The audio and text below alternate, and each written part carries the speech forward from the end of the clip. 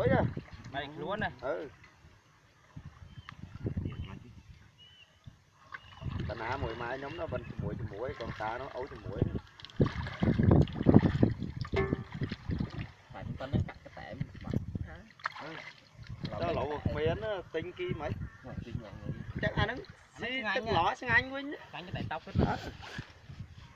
Đã cử phía bên kia chỗ là năng lỏ nó bầm pin.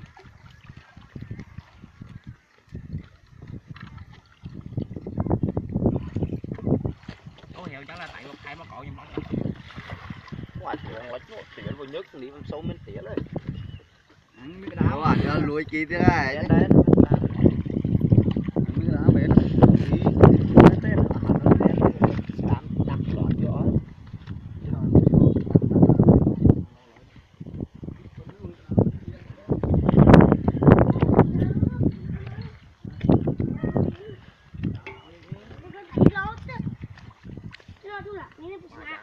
má dám đó áo chín vậy đây mình áo nào thế ta mà sọc lại này dàng với có em bên mùi nó ra tụi cái dàng đây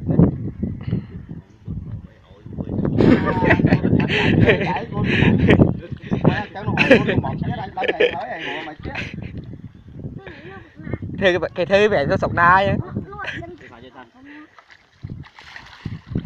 Dùng đây thúng này nhá. Quan trọng đó. Băng với làm bên cho bà ăn cái đi hỏng nữa. Mình hiểu cái này đá bên đó.